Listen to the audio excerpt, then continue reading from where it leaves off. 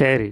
இன்றைக்கி கலாத்தியர் 5ஆம் அதிகாரம் பார்க்கலாம். ஸோ அதில் பார்த்தீங்கன்னா, முதல் 6 வசனங்கள் ஒரு பகுதி. இந்த முதல் வசனத்தை தலைப்பாக போட்டுக்கலாம். ஆனபடியினாலே நீங்கள் மறுபடியும் அடிமைத்தனத்தின் நுகத்திற்குட்படாமல் கிறிஸ்து நமக்கு உண்டாக்கின சுயாதீன நிலைமையிலே நிலை கொண்டிருங்கள். ஸோ அதான் தலைப்பு. சரிங்களா? முதலாம் வசனம் தலைப்பாக போட்டுக்கோங்க. முதல் 6 வசனங்கள் ஒரு பகுதி. ஸோ முதல் வசனம் வாசிக்கிறேன்.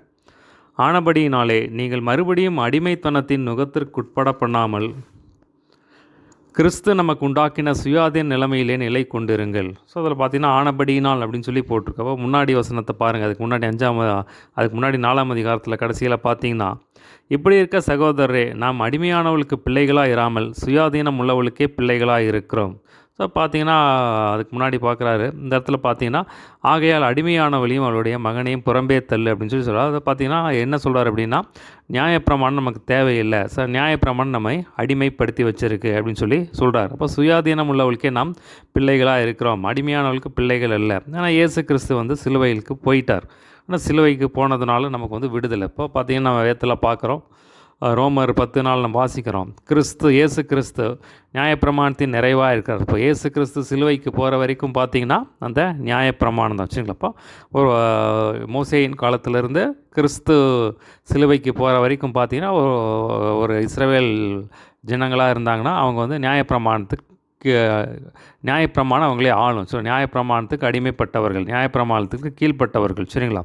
பார்த்தீங்கன்னா ஆண்டவர் சொல்கிறார், இயேசு கிறிஸ்து வந்ததுனால இப்போ இயேசு கிறிஸ்து சொல்கிறாரு கலாத்தியர் 3:13 இயேசு கிறிஸ்து சிலுவைக்கு போனதுனால அந்த நியாயப்பிரமாணத்தின் சாபத்திற்கு நம்மை நீங்களாக்கி மீட்டு கொண்டார் அப்படின்னு சொல்லி நம்ம பார்க்குறோம். பார்த்தீங்கன்னா ஒரு விடுதலையை நமக்கு உண்டாக்கிட்டார். நியாயப்பிரமாணத்திலேருந்து ஒரு நியாயப்பிரமாணம் நம்ம அடிமைப்படுத்தி வச்சுருந்தது, அதற்கு கீழாக இருந்தோம். ஸோ அதிலிருந்து தேவன் சிலுவைக்கு போனதுனால ஒரு விடுதலை கொடுத்துட்டார் அப்படின்னு சொல்லி சொல்கிறாருங்க.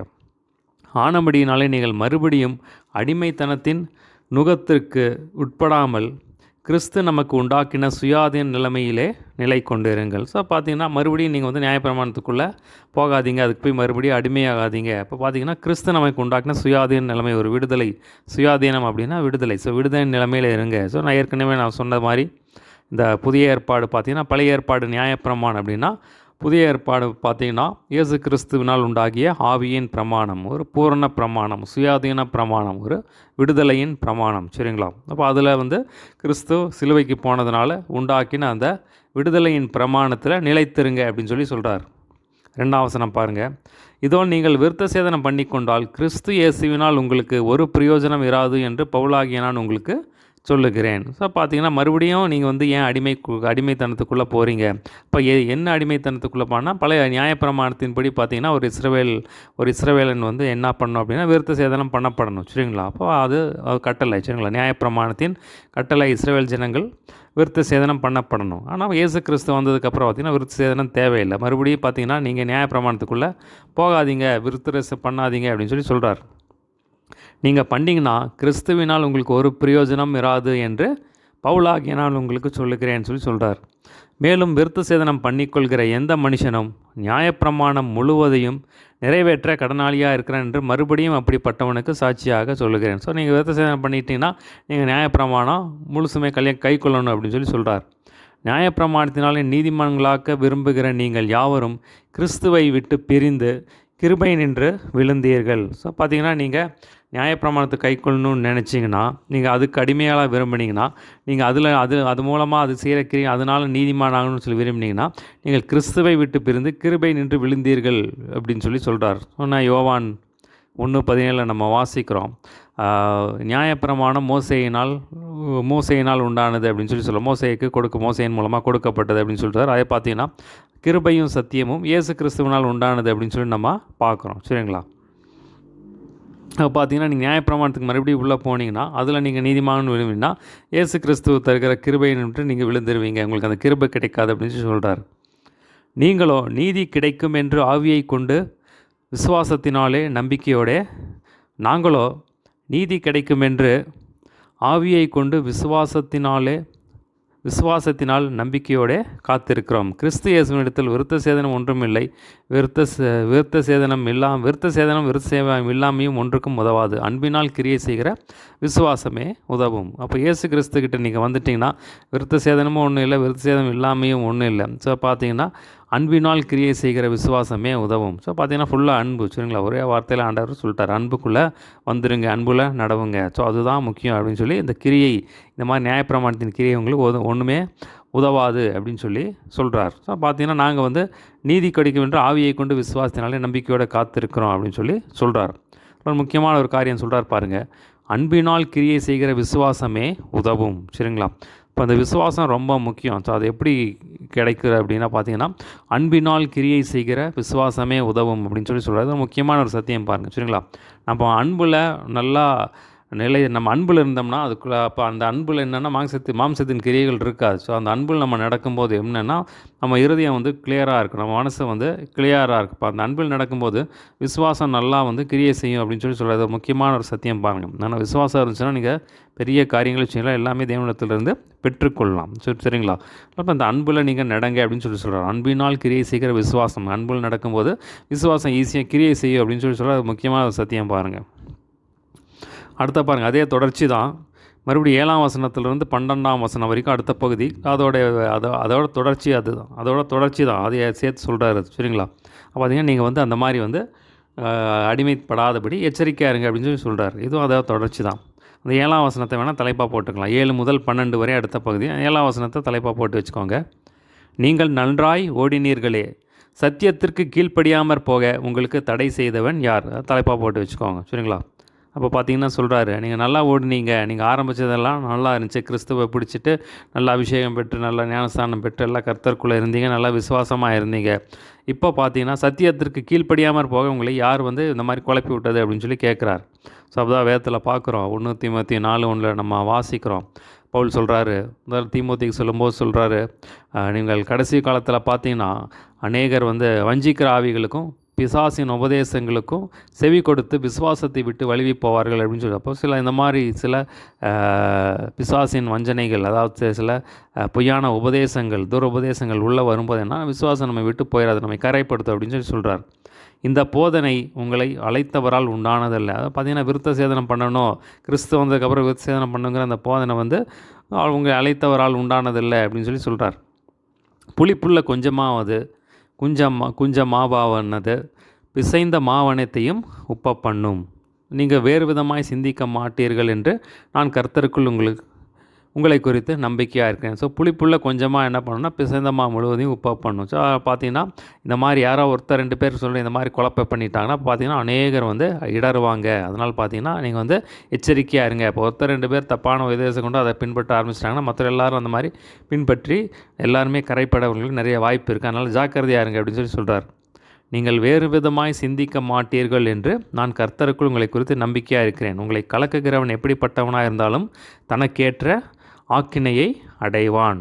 சரிங்களா? அதை பார்த்தீங்கன்னா நீங்கள் எச்சரிக்கையாக இருக்கணும். அதனால தான் நான் எல்லாம் சொல்கிறது, வேதத்தை நல்லா வாசிக்கணும். சரிங்களா? அப்போ வேதத்தை நல்லா வாசித்தாதான், சத்தியத்தை தெரிஞ்சாதான் எது கள்ள உபதேசம், எது நல்ல உபதேசம், எது பொய் உபதேசம், எது உண்மையான உபதேசம்னு சொல்லி நமக்கு தெரியும். இப்போ எவ்வளோ பெரிய பிரசங்கியாக இருந்தாலும் சரி, தப்புன்னா தப்பு தான். சரிங்களா? பார்த்தீங்கன்னா ஏற்கனவே சொல்கிறேன், ஒரு 100 பிரசங்கம் பண்ணியிருக்கலாம், ஆனால் 101வது உபதேசம் 101வது பிரசங்கம் தப்பாக பண்ணுறதுக்கு நிறைய வாய்ப்புகள் இருக்குது. எவ்வளோ பெரிய ஊழியக்காரராக இருந்தாலும் சரி, 100 உபதேசம் சரியாக சொல்லிவிட்டு 101வது உபதேசம் தவறாக சொல்கிறதுக்கு நிறையா வாய்ப்புகள் இருக்குது. அதனால் இப்போ எப்போவுமே நம்ம தேவ வசனத்தை அந்த வேத வசனம் தான் நமக்கு ஆதாரம். அந்த வேதத்தை வச்சு இந்த வேதத்தின்படி சரியாக இருக்கா, அவங்க சொல்கிற உபதேசம் சரியாக இருக்கா அப்படின்னு சொல்லி நம்ம ஆராய்ந்து பார்ப்பது நமக்கு நல்லது. சரிங்களா? அப்போ அதுதான் எப்போவுமே நம்ம செய்ய வேண்டியது. சரிங்களா? அப்போ தான் நம்ம இந்த மாதிரி கள்ள உபதேசத்துக்கு துருபதேசத்துக்கு நம்ம தப்பித்து கொள்ள முடியும். சரிங்களா? சகோதரே, இதுவரைக்கும் நான் விருத்த சேதனத்தை பிரசங்கிக்கிறவனாக இருந்தால் இதுவரைக்கும் எண்ணத்திற்கு துன்பப்படுகிறேன். அப்படியானால் சிலுவை பற்றி வரும் இடரல் ஒளிந்திருக்குமே. உங்களை கலக்குகிறவர்கள் தரிப்புண்டு போனால் நலமாக இருக்கும். ஸோ பார்த்தீங்கன்னா இது வரைக்கும் நான் பார்த்தீங்கன்னா ஏன் இது வரைக்கும் நான் விருத்த சேதனத்தை பிரசங்கிக்கிறேன், இது வரைக்கும் எண்ணத்திற்கு துன்பப்படுங்க. இப்போ விசர்ஜனம் சொன்னேன்னா எதுக்கு நான் கிறிஸ்துவை பற்றி சொல்லணும், அப்படி ஏன் எனக்கு இவ்வளோ பாடுகள் நான் இயேசு கிறிஸ்துவுக்கு அனுபவிக்கணும் அப்படின்னு சொல்லி சொல்கிறேன். அப்போ கிறிஸ்து மரித்தது வீணாக இருக்குமே, கிறிஸ்து சிலுவைக்கு போனது வீணாக இருக்குமே அப்படின்னு சொல்லி சொல்கிறார். உங்களை கலக்குகிறவர்கள் தரிப்புண்டு போனால் நலமாக இருக்கும். ஸோ பார்த்தீங்கன்னா உங்களை வந்து இந்த மாதிரி குழப்புற சில ஃபால்ஸ் டீச்சர்ஸ், அதனால் பார்த்தீங்கன்னா தவறான போதனைகளை கொண்டு வருகிற வந்து தரிப்புண்டு போனால் நலமாக இருக்கும் அப்படின்னு சொல்லி சொல்கிறார். அடுத்த பாருங்கள், 13ஆம் வசனத்திலிருந்து 15ஆம் வசனம் வரைக்கும் அடுத்த பகுதி, 13 முதல் 15 வரை. ஸோ அதனால் என்ன சொல்கிறாருன்னா, நீங்கள் வந்து அன்பில் நடங்க அப்படின்னு சொல்லி சொல்கிறார். அந்த 13ஆம் வசனம் பின்பகுதியை தலைப்பாக போட்டு வச்சுக்கோங்க. அன்பினாலே ஒருவருக்கொருவர் ஊழியம் செய்யுங்கள். 13 முதல் 15 வரை அடுத்த பகுதி. அன்பினால் ஒருவருக்கு, அந்த 13ஆம் வசனம் பின்பகுதி பாருங்கள். அன்பினால் ஒருவருக்கொருவர் ஊழியம் செய்யுங்கள், அதை தலைப்பாக போட்டு வச்சுக்கோங்க. சரிங்களா? இப்போ எது தலைப்பு அப்படின்னு சொல்கிறேன்னா, அது ஒரு பேனா வச்சுட்டு ஒரு பாக்ஸ் போட்டு வச்சுக்கோங்க. பகுதி முடிஞ்சுன்னா ஒரு கோடு போட்டு வச்சுக்கோங்க. உங்களுக்கு அதை தியானிக்கும் போது மற்ற காரியங்களுக்கும் அது உங்களுக்கு பிரயோஜனமாக இருக்கும். 13ஆம் வசனம் பாருங்கள். சகோதரரே, நீங்கள் சுயாதீனத்திற்கு அழைக்கப்பட்டீர்கள். இந்த சுயாதானத்தை நீங்கள் மாம்சத்துக்கு எதுவாக அனுசரியாமல் அன்பினாலே ஒருவருக்கொருவர் ஊழியம் செய்யுங்கள். அப்போ பார்த்தீங்கன்னா நீங்கள் வந்து ஆண்டவர் இயேசு கிறிஸ்து சிலுவைக்கு போய் உங்களுக்கு விடுதலையை கொடுத்து விட்டார். அப்போ பார்த்தீங்கன்னா மறுபடியும் நீங்கள் அடிமைத்தனத்துக்குள்ளே போகாதீங்க, அன்பினால் ஒருவருக்கொருவர் ஊழியம் செய்யுங்க அப்படின்னு சொல்லி சொல்கிறார்.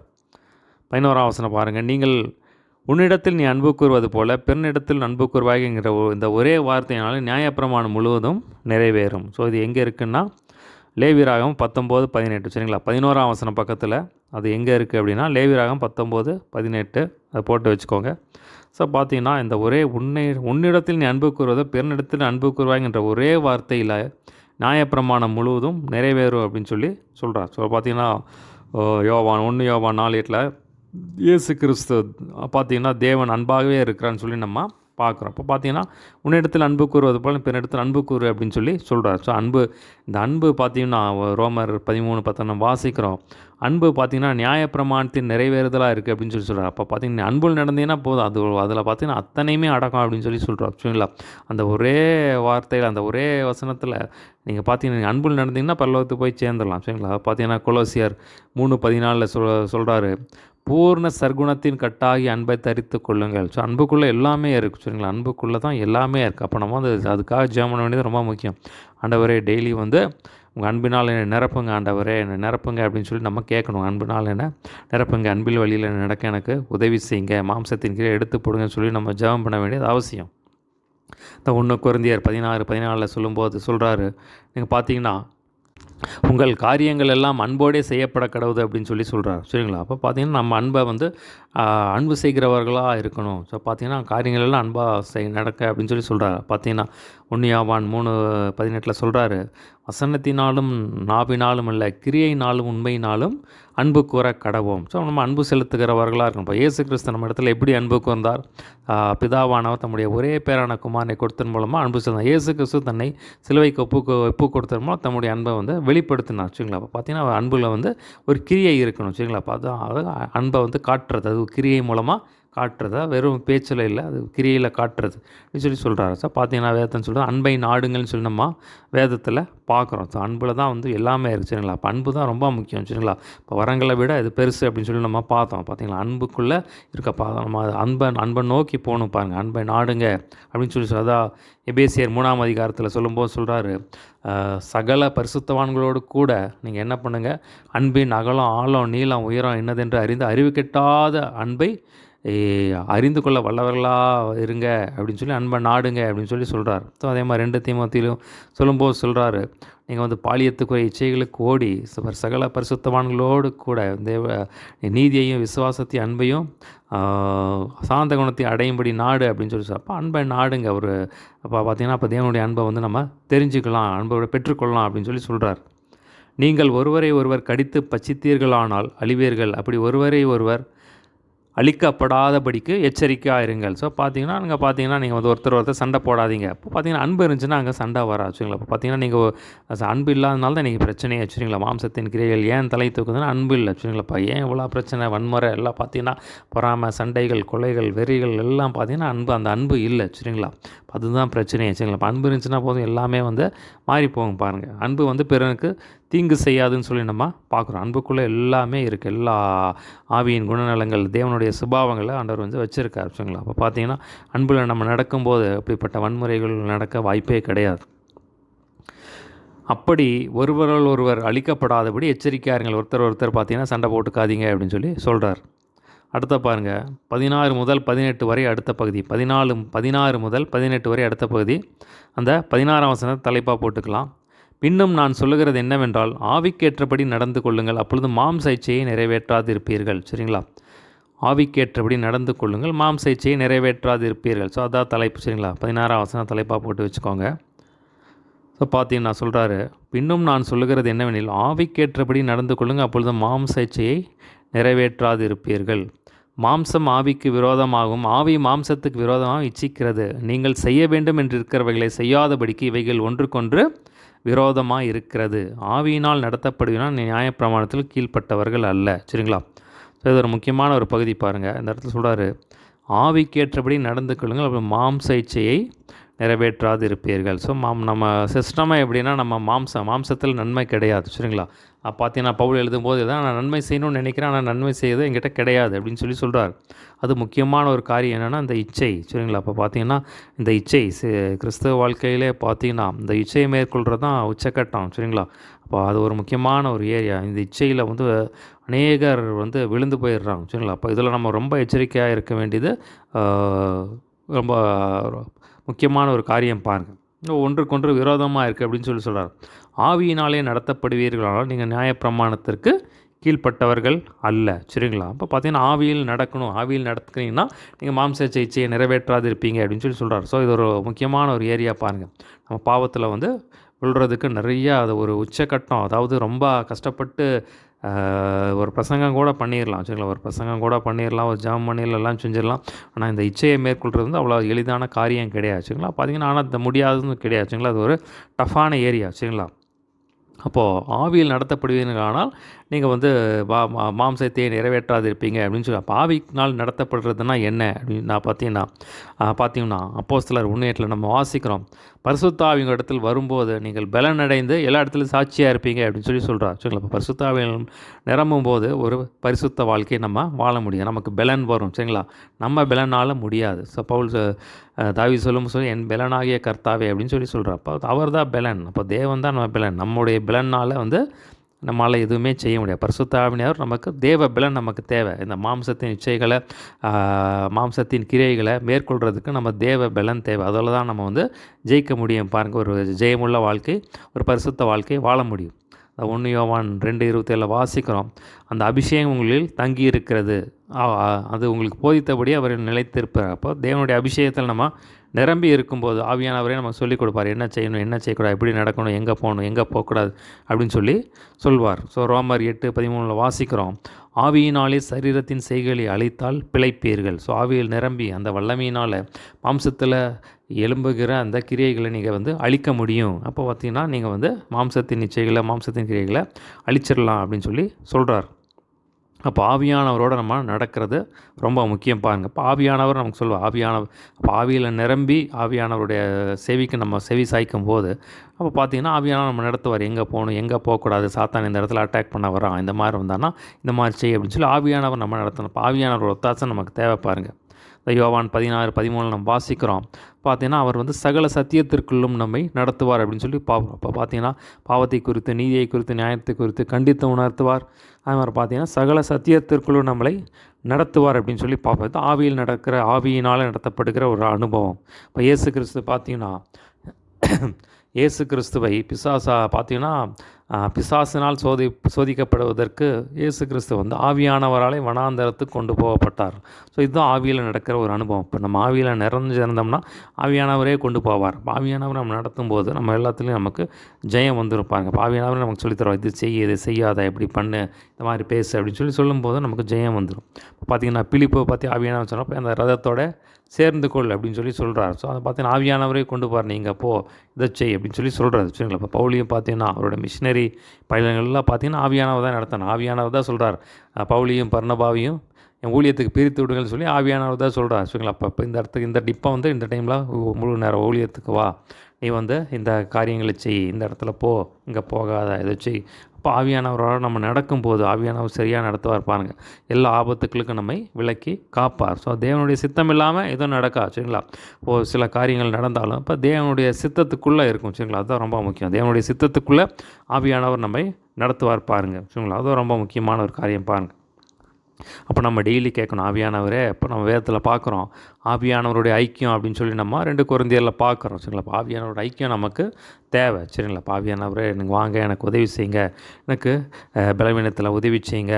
பார்த்தீங்கன்னா கம்ஃபர்ட்டர், ஹெல்ப்பர். நம்ம வேதத்தில் பார்த்தீங்கன்னா அவர் வந்து தேற்றரவாளன்னு சொல்லி நம்ம பார்க்குறோம். கூடயே இருப்பார். அப்போ இயேசு கிறிஸ்து போய் உங்களுடனே கூட இருக்கும்படியாக பரிசுத்தாவினை தர்றேன் அப்படிங்கிற பரிசுத்தாவினை எதுக்காக நம்ம கொடுக்கப்படுறோம்னா, பரிசுத்தாவினை இல்லாமல் நம்ம எதுவுமே செய்ய முடியாது. இப்போ பரிசுத்தாவினை தான் நடத்தணும். சரிங்களா? அப்போ அதுக்கு தான் நம்ம பரிசுத்தாவினர் தேவன் வந்து கொடுக்குறாரு. அவருடைய ஒத்தாசை மூலமாக தான் நம்ம வந்து பரலோகத்துக்கு போய் சேர முடியும் பாருங்கள். அப்போது பரிசுத்த ஆவியானவருடைய முக்கியமான ஒரு பணி என்ன அப்படின்னா, நம்மை பரிசுத்தமாக்குறது. சரிங்களா? நம்மை பரிசுத்தமாக நடத்துறது, இயேசு கிறிஸ்து சொன்னவைகளை நினைப்பூட்டுகிறது. சரிங்களா? அப்படின்னு வேத வசனத்துக்கு நேராக, பரலோகத்துக்கு நேராக நம்மளை நடத்துறது தான் பரிசுத்தாவினருடைய முக்கியமான பணி. சரிங்களா? அப்போ ஆவியானவர் நம்ம பிடிச்சி நடக்கும்போது நம்ம வந்து எல்லாவற்றையும் மேற்கொண்டு ஒரு ஜெயமான வாழ்க்கை வாழ முடியும் பாருங்கள்.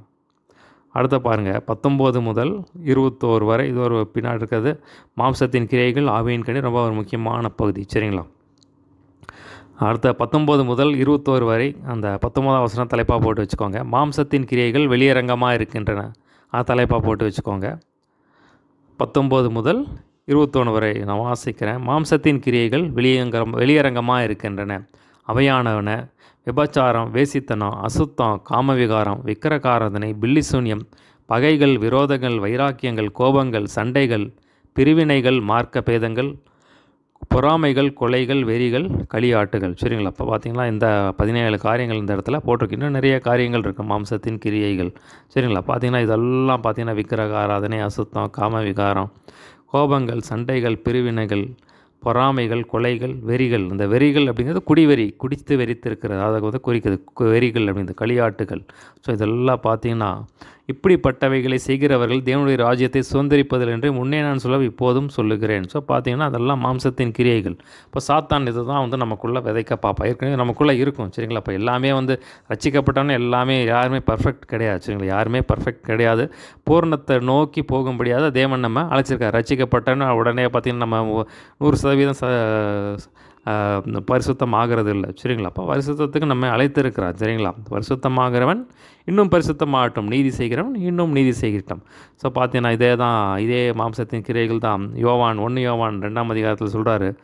இப்போ 2ஆம் அதிகாரம் 15, 16, 17 மாம்சத்தின் இச்சை, கண்களின் இச்சை, ஜீவத்தின் பெருமை. ஸோ இவையெல்லாம் பார்த்தீங்கன்னா பிதாவினால் உண்டானவைகள், உலகத்தினால் உண்டானவைகள் அப்படின்னு சொல்லி சொல்கிறார். சரிங்களா? பார்த்தீங்கன்னா அந்த இடத்துல வந்து மறுபடியும் இதை 3ஆக சுருக்கிட்டார். சரிங்களா? அப்போ பார்த்தீங்கன்னா இதுதான் ஒருத்தனுக்கு நடக்கிறது. இதுதான் மாம்சத்தின் கிரியை, மாம்சத்தின் இச்சைகள், மாம்சத்தின் போராட்டம், கண்களின் போராட்டம்.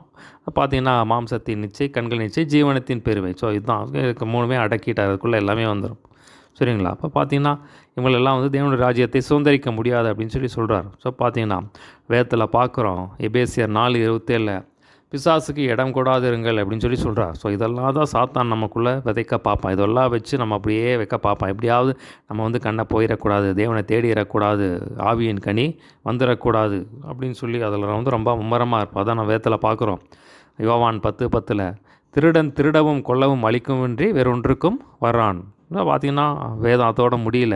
பார்த்திங்கன்னா ஆனால் இயேசு கிறிஸ்து சொல்கிறார், நானும் அவைகளுக்கு ஜீவன் உண்டாயிருக்கும், அது பரிபூர்ணப்படவும் வந்தேன்னு சொல்லி சொல்கிறார். சரிங்களா? அப்போ பார்த்திங்கன்னா இயேசு கிறிஸ்து சாத்தான் நம்ம அழிக்க வர்றான், ஆனால் இயேசு கிறிஸ்துவ நமக்கு ஜீவனை கொடுக்க வர்றார். ஸோ அதுதான் நம்முடைய பலன் பாருங்கள். அடுத்தா பாருங்கள், 22 கடைசி வரைக்குமே வச்சுக்கலாம். ஆவியின் கனியும் அதை மட்டும் போட்டுக்கோங்க. ஆவியின் கனியோ அதை மட்டும் போட்டுக்கோங்க, கீழே வரைக்கும் எடுத்துக்கலாம். சரிங்களா? ஆவியின் கனி அந்த 2 வசனம் ரொம்ப முக்கியமான வசனம். சரிங்களா? ஆவியின் கனியோ அதை மட்டும் ஒரு தலைப்பு போட்டு வச்சுக்கோங்க. 22 முதல் கடைசி வரைக்குமே வச்சுக்கோங்க. சரிங்களா? ஆவியின் கனி சும்மா தலைப்பு போட்டு வச்சுக்கோங்க. அப்போ நீங்கள் எப்படி நடக்கணும் அப்படின்னு சொல்லி சொல்கிறார். இப்போ இவ்வளோ மாம்சத்தின் கிரியைகள் இருக்குது. அடுத்த ஆவியின் கனியோ சொல்கிறாரு. இதை ஒரு 9 காரியங்கள் சொல்கிறார். ஆவியின் கனியோ அன்பு, சந்தோஷம், சமாதானம், நீடிய பொறுமை, தயவு, நற்குணம், விசுவாசம், சாந்தம், இச்சடக்கம். இப்படிப்பட்டவைகளுக்கு விரோதமான பிரமாணம் ஒன்றுமே இல்லை. ஸோ ஆவியின் கனி அப்படின்னு சொல்லி ஒருமையில் கொடுத்துருக்கு பாருங்கள். இப்போ பார்த்தீங்கன்னா அவர் சொல்லும்போது சொல்கிறாரு, ஆவியின் கனி வந்து அன்பு தான். அந்த அன்புக்குள்ளே தான் எல்லாமே இருக்குது. பூர்ண சர்க்குணத்தின் கட்டாகி அன்பை தரித்து கொள்ளுங்க அப்படின்னு சொல்லி சொல்கிறார். ஸோ அந்த அன்புக்குள்ளே எல்லாமே வந்துடும். 1 கொரிந்தியர் 13ஆம் அதிகாரத்தில் பார்த்தீங்கன்னா அன்புக்குள்ளே இந்த நீடிய சாந்தமும் தயவும் உள்ளது. அன்பு தன்னை புகழாது, இருமாப்பாயிராது, தற்பொழுவை நாடாது, இருமாப்பாய் இராது. பார்த்தீங்கன்னா, சினமடையாது, தீங்கு நடையாது, அநியாயத்தில் சந்தோஷம் எல்லாமே பார்த்தீங்கன்னா, அதெல்லாம் இதுக்குள்ளே வந்துரும் பாருங்க. சரிங்களா? அநியாயத்தில் சந்தோஷம், சகலத்தையும் தாங்கும், சகலத்தையும் சகிக்கும், விசுவாசிக்கும். அதிலேயே பார்த்தீங்கன்னா, பொறுமை வந்துரும், தயவு வந்துரும். பார்த்தீங்கன்னா, அதிலேயே விசுவாசம் வந்துரும். எல்லாமே அதுக்குள்ளே வந்துரும். சாந்தம் வந்துரும் பாருங்க. எல்லாமே இந்த அன்புக்குள்ளே இருக்குது பாருங்க. அப்போ நம்ம கேட்கணும், ஆண்டவரே பார்த்தீங்கன்னா, மேலே இருக்கிறது மாம்சத்தின் கிரியைகள். இது இருந்துச்சுன்னா பரலோகத்துக்கு போக முடியாது. கீழே இருக்கிறது ஆவியின் கனி. அது இருந்துச்சுன்னா பரலோகத்துக்கு போயிடலாம். சரிங்களா? அப்போது இதுக்கு தான் போராட்டம். சரிங்களா? அப்போ நம்ம மாம்சத்தில் இதுக்கு போராடும். அப்போ ஆவியின் கனியும் வந்து நம்ம வந்து அதுக்கு ஆண்டவர்கிட்ட கேட்கணும். சரிங்களா? அதுக்காக டெய்லி ஜெபம் பண்ணணும். சரிங்களா? ஆண்டவரே என்னை நிரப்புங்க, அன்பினால் நிரப்புங்க, சாந்தத்தை கொடுங்க ஆண்டவரே, பொறுமையை கொடுங்க. நமக்கு தெரியும் நமக்குள்ளே என்ன இருக்குது என்ன இல்லைன்னு சொல்லி நமக்கு தெரியும். சரிங்களா? இதே தான் நம்ம பார்த்தீங்கன்னா, அப்போ பூர்ண சர்க்குணம், அந்த பூர்ண சர்க்குணத்தை நோக்கி தான் நம்ம போயிட்டுருக்கோம். சரிங்களா? அதான் மத்தேயு 5:48 சொல்லும்போது சொல்கிறாரு, பிதாவானவர் பூர்ண சர்க்குணராக இருக்கிறது போல் நீங்களும் பூர்ண சர்க்குணராக இருக்க கடவீர்கள்னு சொல்லி சொல்கிறாங்க. அந்த பூர்ண சர்க்குணம் நமக்கு தேவை. ஸோ அதை நோக்கி தான் நம்ம போயிட்டுருக்கோம். சரிங்களா? அப்போ பார்த்தீங்கன்னா, இந்த மாம்சத்தின் கிரியைகளை பார்த்து நம்ம வந்து எடுக்கணும் பாருங்கள். அப்போ பார்த்தீங்கன்னா, எபேசியர் 5:9 நம்ம வாசிக்கிறோம். அந்த இடத்துல சொல்கிறாரு, ஆவியின் கனி சகல நற்குலத்திலும் நீதியிலும் உண்மையிலும் விளங்கும் அப்படின்னு சொல்லி சொல்கிறார். ஸோ இந்த இடத்துல அந்த விசுவாசம் அப்படிங்கிற ஒரு பதம் எதை குறிக்குது அப்படின்னா, ஃபேத்ஃபுல்னஸ், ஆங்கிலத்தில் பார்த்தீங்கன்னா ஃபேத்ஃபுல்னஸ், இந்த வரங்கள் இருக்கிற அந்த விசுவாசம் இல்லை. இதில் பார்த்தீங்கன்னா அந்த உண்மை அப்படிங்கிற அளவில் விசுவாசமுள்ள ஊழியக்காரன் சொல்கிறாங்கல்ல. இப்போ பார்த்தீங்கன்னா ரொம்ப உண்மையான வேலைக்காரன் அப்படின்னு சொல்லி விசுவாசமுள்ள வேலைக்காரன் தான் அந்த உண்மை அப்படிங்கிற அந்த பதத்தில் வர்றது. சரிங்களா? அதை வந்து நீங்கள் தெரிஞ்சுக்கணும். சரிங்களா? பார்த்தீங்கன்னா, இப்படிப்பட்டவைகளுக்கு விரோதமான பிரமாணம் ஒன்றுமில்லை சொல்கிறாரு. இப்போ இதுக்கு மேலே ஒன்றுமே இல்லை அப்படின்ட்டார். இதுதான் பாவியின் கனி தான். அதில் நம்ம இன்னொரு நாள் இந்த 14ஆம் வசனம் சொல்லும்போது சொல்கிறாரு, இப்போ அன்பு நியாயப்பிரமாணத்தின் நிறைவேறுதான் இருக்குது. அதுக்குள்ளே அந்த அன்பில் உன்னிடத்தில் அன்புக்கு பின்னிடத்தில் அன்புக்கு உண்ணினா நியாயப்பிரமாணத்து எல்லாமே முடிஞ்சு போச்சு அப்படின்ட்டார். அதுலேயே இருக்கார். இப்போ பார்த்தீங்கன்னா, ஆண்டவருடைய 2 கட்டளை என்னென்னா, தேவனை நேசி, உன்னை நேசிக்க பிறனை நேசி. 2 வார்த்தையில் வந்து முழு வேதத்தையே வச்சுட்டார். இப்போ முழு வேதத்தையே கரைச்சி குடிச்சிட்டிங்கன்னா அந்த 2 வசனத்தில் முடிச்சிடலாம். சரிங்களா? அப்போ பார்த்தீங்கன்னா அதில் தான் இருக்குது, அன்பில் தான் இருக்குது. சரிங்களா? அப்போ அன்பு தான் அந்த அப்போ அந்த சாத்தான் விடமாட்டான். சரிங்களா? ஒரு சாத்தான் வந்து நீ அன்பில் நடக்கிறதுக்கு அவன் விடமாட்டான். அவன் வந்து போராடுவான். எவ்வளோ உனக்குள்ளே இச்சையை கொண்டு வர்றது, கசப்பை கொண்டு வர்றது, வைராக்கியத்தை கொண்டு வர்றது, கோபத்தை கொண்டு வர்றது, எரிச்சலை கொண்டு வர்றது, சண்டையை கொண்டு வர்றது, எவ்வளோ அவனும் வந்து அவனால் முடிஞ்ச அளவுக்கு எவ்வளவு முயற்சி பண்ணுமோ அவனும் முயற்சி பண்ணுவான். சரிங்களா? ஒரு இடத்தையும் விட்டு வைக்க மாட்டான். சரிங்களா? பார்த்தீங்கன்னா அதில் ரொம்ப உச்சக்கட்ட தாக்குதல் இந்த விபச்சார வேசித்தனம் தான். சரிங்களா? உச்சக்கட்ட தாக்குதல். சரிங்களா? அதை ரொம்ப எச்சரிக்கையாக இருக்க வேண்டியது அவசியம். சரிங்களா? பார்த்தீங்கன்னா தேவனுடைய அன்பில் நம்ம நடக்கணும் பாருங்கள். ஸோ பார்த்தீங்கன்னா நம்ம அன்பில் நடக்க வேண்டியது ரொம்ப முக்கியமான ஒரு காரியம் பாருங்கள். இப்போ ஆண்டவர்கிட்ட கேட்கணும். 24ஆம் வசனம் பாருங்கள். கிறிஸ்தவனுடையவர்கள் தங்கள் மாம்சத்தையும் அதன் ஆசை இச்சைகளையும் சிலுவையிலே அறைந்திருக்கிறார்கள். நாம் ஆவியிலே பிழைத்திருந்தால் ஆவிக்கேற்றபடி நடக்கவும் கடவோம். ஸோ இப்போ இயேசு கிறிஸ்துவை ஏற்றுக்கொண்டவர்கள் பாவத்தை எல்லாம் வந்து சிலுவையில் அறிந்திருக்கிறாங்க. ஸோ பார்த்தீங்கன்னா மறுபடியும் பழைய பாவங்கள் வந்து மறுபடியும் வர பார்க்கும். சரிங்களா? மறுபடியும் வந்து எப்படியாவது உள்ளே வர பார்க்கும். அது முயற்சி பண்ணணும், துடிக்கும், உள்ளே வரும். சரிங்களா? மறுபடியும் பழைய பாவங்களுக்குள்ளே போய். சரிங்களா? பார்த்தீங்கன்னா அது ரொம்ப நம்ம ஜெபம் பண்ணி நம்ம கேட்கணும். பார்த்தீங்கன்னா அதை வேதத்தில் வாசிக்கிறோம். 1 கொரிந்தியர் 13:10 நிறைவானது வரும்போது குறைவானது ஒளிந்து போக அப்படின்னு சொல்கிறப்ப ஆவியில் நிரம்ப மாம்சத்தின் கிரியைகள் வந்து ஒவ்வொன்றா ஆண்டவர் வந்து எடுத்துகிட்டே இருப்பார். அதே மாதிரி வசனத்தில் உள்ளே போக வசனங்கள் உள்ளே போக என்ன ஆகும் அப்படின்னா அந்த சத்தியம் உள்ளே போகும். சத்தியம் வர விடுதலை வந்துடும். ஆவியின் கனி உள்ளே வந்துடும் பாருங்கள். தேவனுடைய சுபாவங்கள் உள்ளே வந்துடும். சரிங்களா? அப்போ மாம்சத்தின் கிரியைகள் ஒவ்வொன்றா எடுப்பார். சரிங்களா? அப்போ பார்த்தீங்கன்னா அதுதான் ஆவியில் நிறைவானது வரும்போது தேவனுடைய அன்பு உள்ள வர என்னன்னா மாம்சத்தின் கிரியைகள் வெளியே போய்கிட்டே இருக்கும். சரிங்களாப்பா? ஆவியானவர் வரும்போது மாம்சத்தின் கிரியைகள் போகும். அதே மாதிரி வசனம் உள்ள வரும்போது மாம்சத்தின் கிரியைகள் போகும். தேவனுடைய அன்பு உள்ள வரும்போது மாம்சத்தின் கிரியைகள் போகும். சரிங்களா? அப்போ அதுதான் நிறைவானது வரும்போது குறைவானது ஒளிந்து போகும் அப்படின்னு சொல்லி சொல்கிறார். சரிங்களா? அப்போ பார்த்திங்கன்னா வசனம் தான் நமக்கு வாலிபன் தன் வழியை எதனால் சுத்தம் பண்ணுவான்? வசனத்தின்படி தன்னை காத்து கொள்கிறதுனால. அப்போ இயேசுடைய வசனத்தினாலும் பரிசுத்தாவினுடைய நிறைவினாலும் அதே மாதிரி பார்த்திங்கன்னா இயேசு கிறிஸ்துவின் ரத்தத்தினாலும் இயேசு கிறிஸ்துவனுடைய வசனத்தினாலும் ஆவியானவருடைய நிறைவினாலும் நம்ம நிரம்பிக்கிட்டே இருக்கணும் பாருங்கள். அப்போ நம்ம கழுவிக்கிட்டே இருக்கணும் பாருங்கள். நம்ம டெய்லி குளிக்கிறோம்ல சரிங்களா? அந்த மாதிரி வந்து நம்ம பரிசுத்தப்படுத்திக்கிட்டே இருக்கணும் பாருங்கள். ஏன்னா பார்த்திங்கன்னா அப்போ தான் வந்து சத்ருவினுடைய தாக்குதலுக்கு நம்மை பாதுகாத்து கொள்ள முடியும். நம்ம ஒரு பரிசுத்தமான வாழ்க்கை வாழ முடியும். சரிங்களா? அதுக்கு வந்து பரிசுத்தாவினுடைய ஒத்தாசை தேவை. இயேசு கிறிஸ்துவனுடைய கிருபையை நம்ம சார்ந்து கொள்ளணும் பாருங்கள். சரிங்களா? வீண் புகழ்ச்சியை விரும்பாமலும் ஒருவரை ஒருவர் கோபமூட்டாமலும் ஒருவர் மேல் ஒருவர் பொறாமை கொள்ளாமலும் இருக்க. வீண் புகழ்ச்சியை வந்து நாடக்கூடாது. ஏன்னா பார்த்திங்கன்னா நம்ம வந்து புகழ்ச்சிக்கு பின்னாடி போகக்கூடாது. இப்போ கர்த்தரால் புகழப்படுகிறேன்னு உத்தமன் சொல்லி தன்னைத்தான் கர்த்தரால் புகழப்படுகிறேன்னு உத்தமன் சொல்லி நம்ம பார்க்குறோம் பாருங்க. அதை வந்து விரும்பக்கூடாது. வீண் புகழ்ச்சிகள் நம்ம விரும்பக்கூடாது. ஒருவரை ஒருவர் கோபம் ஊட்டக்கூடாது. சரிங்களா? அப்போ பார்த்திங்கன்னா நம்ம வசனத்துக்கு முன்னாடி வந்து நிற்போம். வசனம் என்ன சொல்லுதோ ஆனால் சொல்கிறார், வசனத்துக்கு நடுங்குகிறவனே நோக்கி பார்ப்பேன்னு சொன்னோம். வசனம் தான் நமக்கு. சரிங்களா? மற்றவங்கள பார்த்துட்டு நம்ம வந்து ஏமாந்து போயிருக்கோம். மற்றவங்களை விட பரவாயில்ல, இவங்களை விட நான் கொஞ்சம் பரவாயில்ல, நல்லா இருக்கேன், இவங்களை விட நான் எவ்வளவோ பரவாயில்ல அப்படின்னு சொல்லி நம்ம தேற்றிக்கூடாது. நம்ம எப்போவுமே வேத வசனத்தை வச்சு இயேசு கிறிஸ்து போலவே மாறுறதுக்கு நம்ம முயற்சி பண்ண பாருங்கள். 100% நம்மளால் வந்து தேவன் எதிர்பார்க்குற அந்த பரிசுத்தத்தை நம்மளால் அடைய முடியும். சரிங்களா? ஒருவர் மேல் ஒருவர் பொறாமை கொள்ளாமலும் இருக்க கடவோம். சரிங்களா? அப்போ நம்மளை பார்த்து நம்ம ஆராய்ஞ்சிக்கிட்டே இருக்கணும். பாருங்கள், இந்த வசனத்தை இந்த வசனத்தை அதனால தான் நம்ம வேதத்தில் பார்க்குறோம். இரவும் பகலும் தியானமாக இருக்கிற மனுஷன் பாக்கியவான். 1 பேதுரு 2:3 சொல்கிறாரு, இப்போ வளரும்படி ஞானப்பாலின் மேல் வசனமாகிய ஞானப்பாலின் மேல் வாஞ்சியாக இருங்க. இப்போ ஏன் வசனத்து மேலே வாஞ்சியாக இருக்கார் பார்த்தீங்கன்னா, இப்போ வசனத்தை படிக்க தான் அது உள்ளே நமக்கு போகும். உள்ளே போச்சுன்னா என்ன ஆகும்னா, மாம்சத்தின் கிரியைகள் வெளியே வரும். நம்ம பரிசுத்தமான ஒரு வாழ்க்கை வாழ முடியும். சரிங்களா? அப்போ பார்த்திங்கன்னா, இன்றைக்கோ ஒரு நாள் நம்ம ரட்சிக்கப்பட்டோம், எல்லாம் முடிஞ்சு பரலோகத்துக்கு போயிடும் அப்படின்னு சொல்லி நம்ம நினைக்க முடியாது. சரிங்களா? அப்போ பார்த்திங்கன்னா வேதத்தில் பார்க்குறோம், முடிவு பரிந்து நிலைத்திருப்போம்னே ரட்சிக்கப்படுவோம். நம்ம பெற்ற ரட்சிப்பை வந்து வசனத்தின் மூலமாக, பரிசுத்தாவினுடைய துணையின் மூலமாக, இயேசு கிறிஸ்துவின் கிருபையின் மூலமாக பார்த்திங்கன்னா நம்ம வந்து காத்துக்கொள்ள வேண்டியது அவசியம் பாருங்கள். சரிங்களா? அப்போ தேவனோடு நம்ம நடக்கணும் பாருங்கள். அப்போ தான் நம்ம வந்து கனி கொடுக்குறவளாக வாழ முடியும். ஸோ ரோமர் 5:5 வாசிக்கிறோம். அப்போ இயேசு கிறிஸ்துவனுடைய பரிசுத்தாவில் நிரம்பும் போது தேவனுடைய அன்பு நமக்குள்ளே நிரப்பப்படுது அப்படின்னு சொல்லி பார்க்குறோம். அதே மாதிரி எபேசியர் 3ஆம் அதிகாரத்தில் பார்க்குறோம். ஸோ அந்த இடத்துல பார்த்தீங்கன்னா, நீங்கள் இப்போ சகல பரிசுத்தவான்களோடு சேர்ந்து ஜெபம் பண்ணி கூடி நீங்கள் அந்த இடத்துல வந்து ப்ரேயர் நடத்தும்போது, வசனங்கள் எல்லாம் பகிர்ந்து கொள்ளும்போது தேவ அன்பு வந்து பெற்றுக்கொள்வீங்க அப்படின்னு சொல்லி சொல்கிறார். அதே மாதிரி யோவான் 15 சொல்லும்போது சொல்கிறாரு, என்னில் நிலைத்திருங்கள், அப்பொழுது உங்கள் நிலைத்திருப்பேன், அப்போது மிகுந்த கனிகளை கொடுப்பீங்க அப்படின்னு சொல்லி சொல்கிறார். சங்கீதம் 1ஆம் சங்கீதம். இரவும் பகலும் வேதத்தில் தியானமாக இருக்கும்போது அவன் கனி கொடுப்பான்னு சொல்லி நம்ம பார்க்குறோம். சரிங்களா?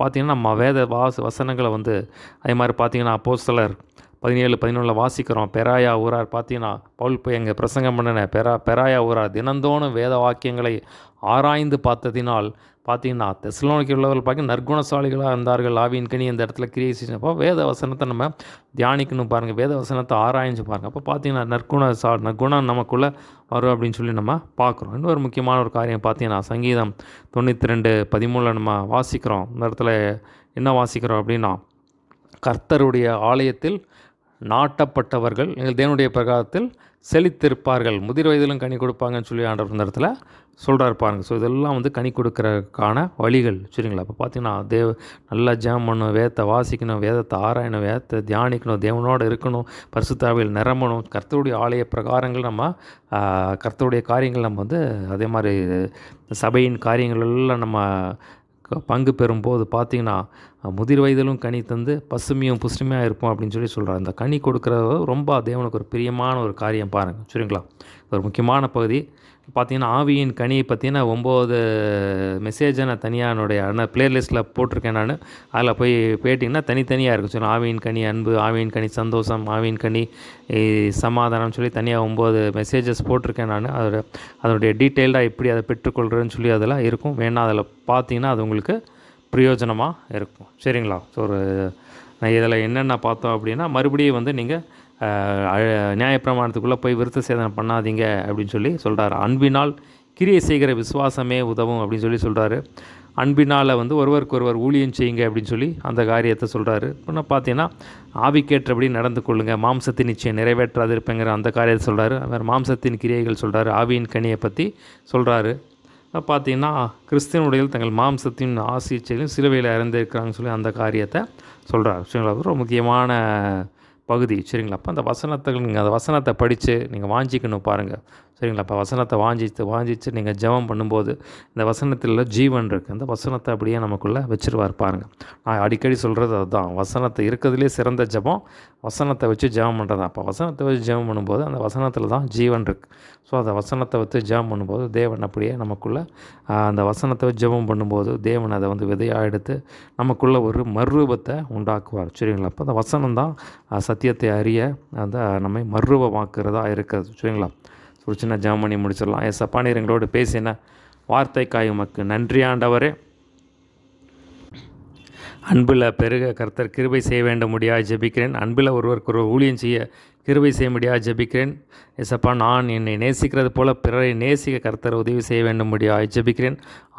ஆவியினானவரால் நடத்தப்பட கர்த்தர் கிருபை அனுகிரகம் பாராட்ட வேண்டும் முடியாது ஜெபிக்கிறேன். ஆவியின் கனியில் நிரப்பப்பட கர்த்தர் கிருபை பாராட்ட வேண்டும் முடியாது ஜெபிக்கிறேன். சொல்லப்பட்ட வசனங்கள் 100 பெருகி பழுகி பலன் கொடுக்கட்டும் ஆண்டவர். நாம் மாத்திரம் மையப்படட்டும். துதிகன மகிமை அவனுக்கே செலுத்துகிறோம். இயேசு நாம் எல்லாவற்றும் கேட்கிறோம் ஜெபம் நல்ல பிதாவே, ஆமேன்.